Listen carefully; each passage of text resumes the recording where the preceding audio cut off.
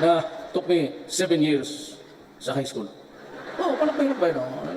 Sabi ng nanay ko, Rodrigo, ang teacher yun eh. Wala ka nang ipag-asa mag 75, 70.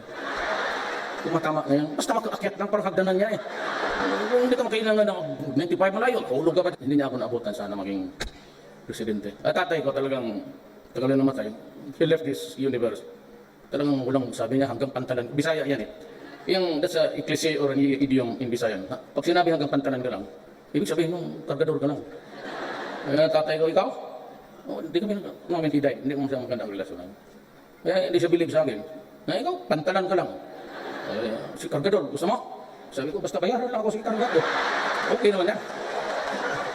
Kaya 75, hindi ba? Yasay. Karumit ko man to. Karumit kami sa law school. UP siya, Padipawra, San Pedro. Oh, bright.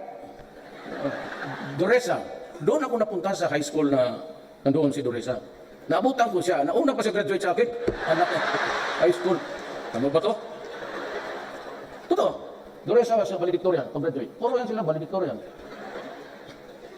Ang defense secretary. Sila Lorenzana. Alam mo, hindi ko alam yan.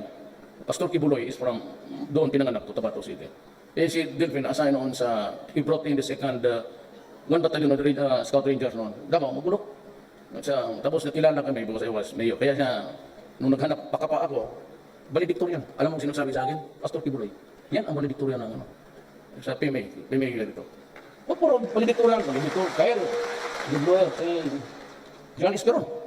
He is my advisor sa national security. So tignan mo ang buhay. Tignan mo ang buhay. Trabahante ko lahat.